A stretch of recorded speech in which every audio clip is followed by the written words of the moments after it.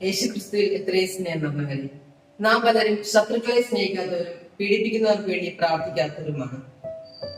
നമുക്ക് ശത്രുക്കളെ സ്നേഹിക്കണമെങ്കിൽ നമ്മുടെ ഹൃദയം വിശുദ്ധമായിരിക്കണം.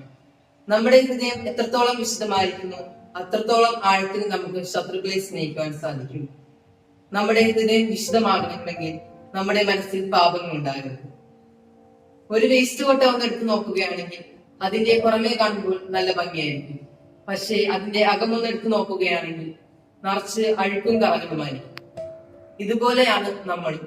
പുറമേ കാണുമ്പോൾ നല്ല ഭംഗിയായിരിക്കും, പക്ഷേ അകമയൊന്ന് എടുത്ത് നോക്കുകയാണെങ്കിൽ നിറച്ച് അഴുക്കും കറകളുമായി അശുദ്ധിയായിരിക്കുകയായിരിക്കും. ദൈവം എല്ലാത്തിനെയും ഒരുപോലെ സൃഷ്ടിച്ചു. മഴ പെയ്യിക്കുന്നതും സൂര്യൻ ഉദിപ്പിക്കുന്നതും അസ്തമിപ്പിക്കുന്നതും എല്ലാത്തിന്റെയും മേൽ ഒരുപോലെയാണ്. ഈ നോമ്പ് കാലഘട്ടത്തിൽ നമുക്കും എല്ലാവരെയും ഒരുപോലെ കാണാൻ ശ്രമിക്കാം. ആരോടെങ്കിലും ദേഷ്യമോ വെറുപ്പോ വിദ്വേഷമോ ഉണ്ടെങ്കിൽ അതെല്ലാം പൂർണ്ണമായി കുമ്പസാരിച്ച് നീക്കം ചെയ്യാൻ നമുക്ക് ശ്രമിക്കാം. ദൈവം നിങ്ങളെ സമൃദ്ധമായി അനുഗ്രഹിക്കുമാറാകട്ടെ.